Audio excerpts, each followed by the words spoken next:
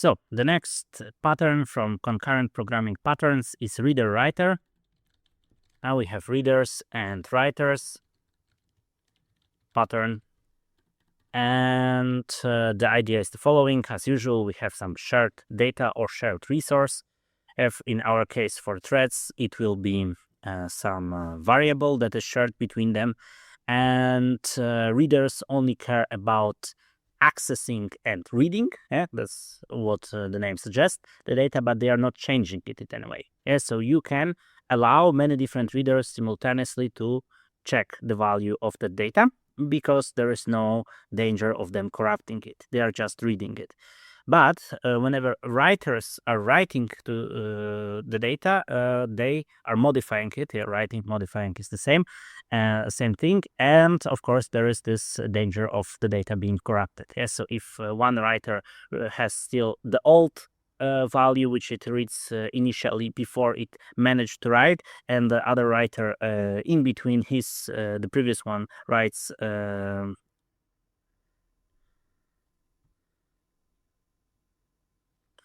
manages to update the data in between, and then we are getting either some inconsistent or wrong or even corrupted data. And so for writers, we want them to have exclusive lock whenever they are accessing the data. And that's the basic story behind this.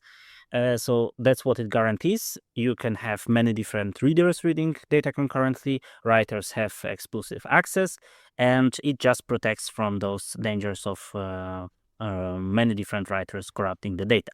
It does not say that when the readers read, it will be like the final state of the data. That's something different. You can, for example, add events or conditions or other things that we also discussed in other videos if you want to somehow signalize that the new version of the data has appeared. So this is something different. This is not what reader-writer pattern guarantees. It just says that when the readers read, they can read like many different at the same time. That's it. We have shared data, and we want to access concurrently and improved throughput. Yeah, I think like this. And writers require exclusive access. Readers read concurrently. That's it.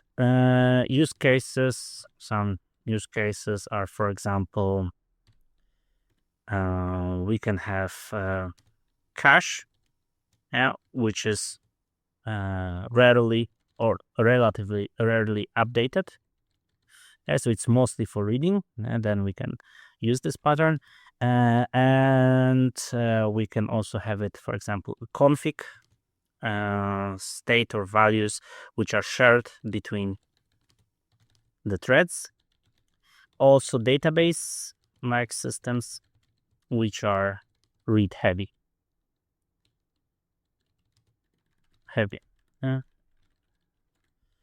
Like this. Okay, so now let's see an example. Let's import stuff from threading. From threading, import lock. We will need 2 locks and a couple of threads. We will also use random and time to simulate some work.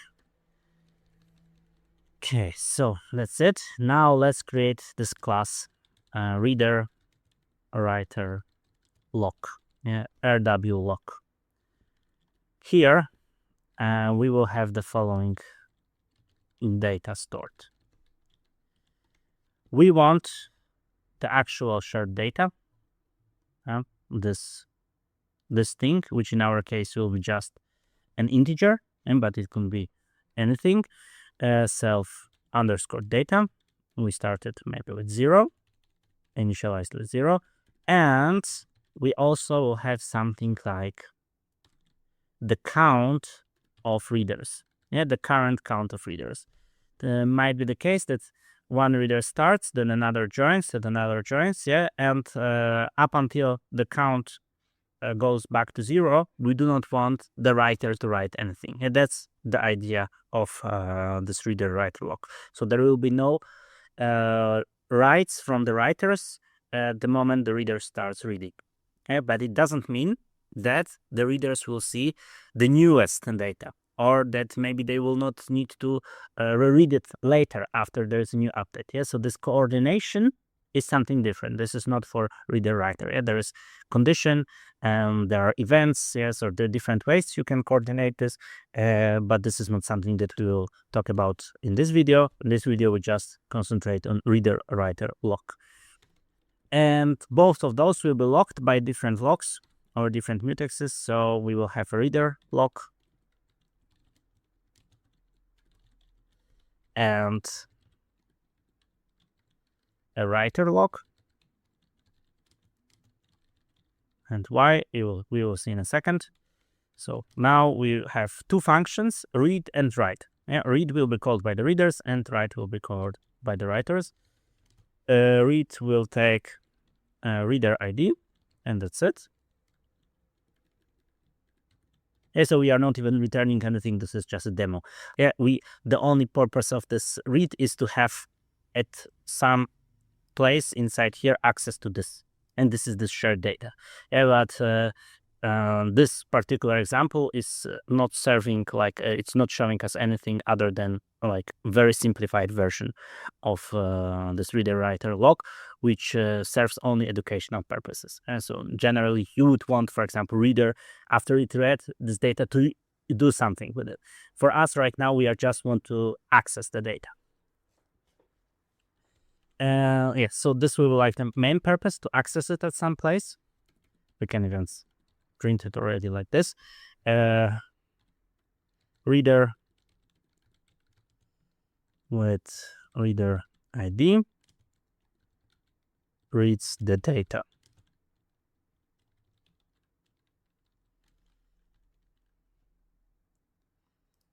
But before this happens, we are going to use some locks. A reader lock for what? Because we said that once the readers start reading, we want to count how many of them are reading currently. Maybe there is next one which will come before the current one has done its reading, and then during all this period of concurrent reads, we don't want any writes to happen. That's the reader-writer lock. So in order to facilitate this sort of mechanism, we have to count the readers. Increase by 1. And why do I have a reader lock? We said that multiple readers can read the data. The shared data. So we will not use any locks whenever we access, and we access it only here, this self_data inside the readers. But still, readers will modify the count of the readers. So this is the separate lock for the readers to not end up in a race condition between each other. And if this is the first reader from current batch, so if self count reader is equal to 1, this is the first one, print hooray, first reader.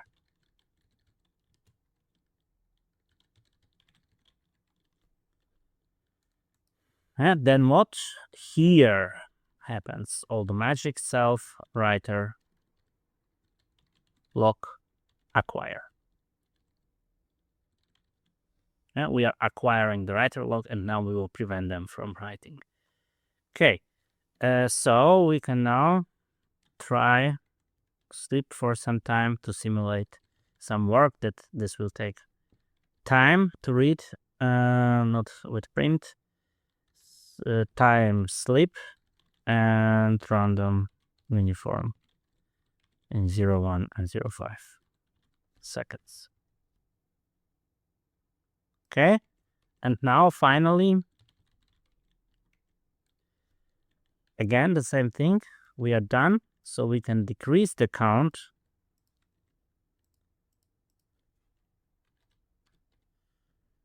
We can decrease the count of the readers, and if So we do the opposite thing. If this was the last reader from the current patch,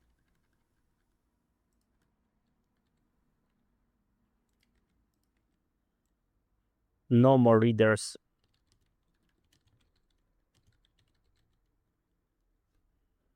And we do not acquire the lock here, we release it. Yeah, so when we take the lock, we acquire. When we get we want to get rid of it, then we release it.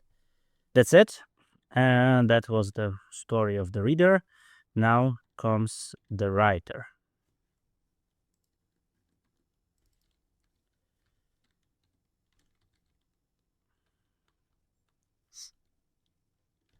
One, two, three, four. Like this. Writer will need writer ID and value that it will add to to the data. Well, it could modify it in any way, but since we are using integers, we will simply add this value here. So that's what the writer will do.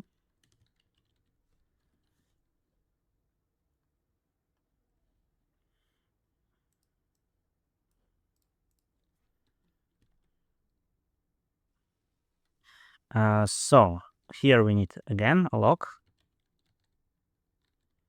This. And this context manager, by the way, the switch statement, if you are not familiar with it, it's something very important in Python, and basically it does this acquire release on its own. Yeah, so once we are inside this like the body of the switch statement, anything that is tapped inside here, then it's automatically under the lock, and once we are done with executing it, it will release the lock on its own.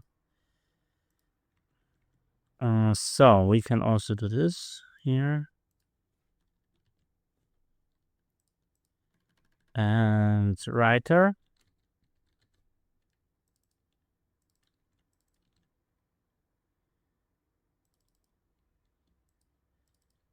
Updates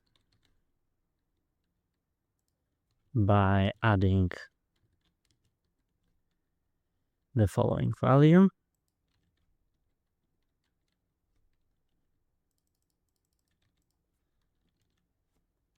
And the new value will be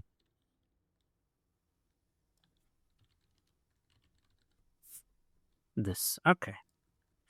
And so now we have both read and write. Now we can create some wrappers for this because our threads need a target, a function that they can execute. So we need one function for the readers and one function for the writers. Def reader will need access to object of this class, rwlock. We'll need also the ID. And that's it. So now, and maybe n. Yeah, maybe we'll read not once, but n times. For underscore in range n, we do the following. We just called rwlock read with reader ID. Now the same for the writer.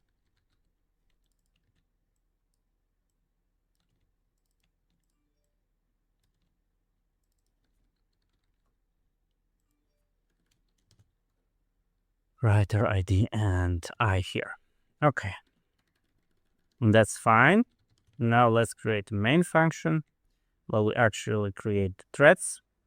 Well, we will have the number of readers, let's say 5. Number of writers, let's say 3. And then n, let's say 5 as well, maybe 7. And now let's create threads. And also rwlock.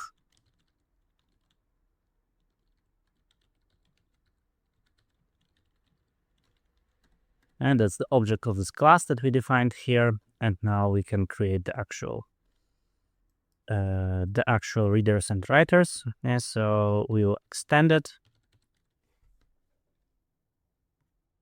Well, let's extend it with the following. We create here list comprehension and we spawn some threads. Objects of the thread class. The target for the first one is reader. And the arguments that it needs is rwlock and I. It's thread ID for I in range number of readers. And the same for the writers. Writer and number of writers. And yes, I, it needs anything else. N, we also need N. Also need N. That's it. Threads. Now we need to start the threads, but maybe before we start, we will just shuffle them and to not have all the readers start before the first writer starts every time. And so we do random shuffle threads. But either way, we expected that when the first reader starts, then there won't be any writers in between the reads up until the last reader exits. Yeah? So that's the idea behind this rwlock.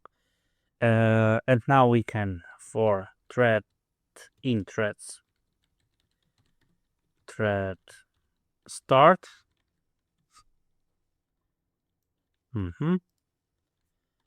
And the following join.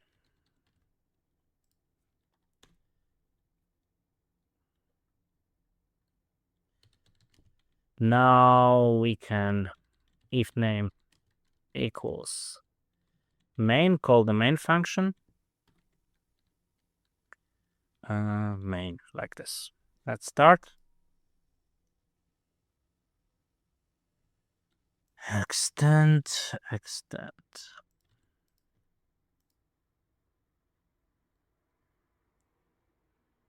Yeah, okay.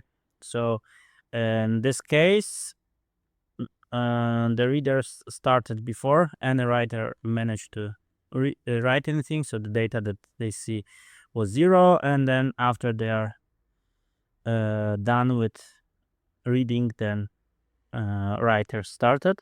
Let's try again. Okay, same thing.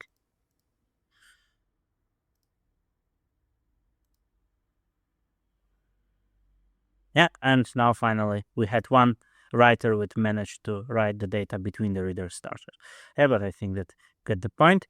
And the final value was 63. Let's check again. If we always end up with the same value, 63.